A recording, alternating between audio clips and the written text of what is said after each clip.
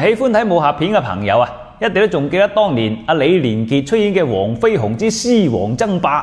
喺電影裏邊咧，黃飛鴻舞醒獅嘅場面係認真經典嘅。而喺多年之後啊，有一部舞劇同樣係以醒獅作為主題，同樣係攞到最高獎項喎，簡直咧就係現實版嘅《獅王爭霸》啦。咁呢一部醒獅啊，係廣州歌舞劇院推出嘅大型民族舞劇，以國家級非遺廣東醒獅作為主題，講述咗一段以三元里抗英為背景嘅英雄故事。咁呢一部舞劇呢，將醒獅技藝同民族舞蹈完美咁融合，全劇充滿咗好豐富嘅廣東非遺元素嘅。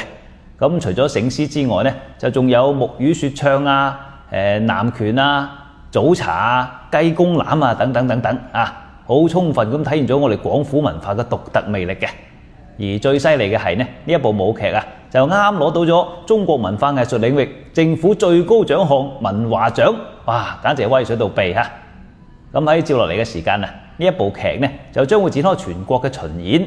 我哋廣州站啊係2026年嘅1月24同25號，地點係喺紅線女大劇院。到時呢，大家記得體驗下我哋廣東醒獅有幾醒啦喎！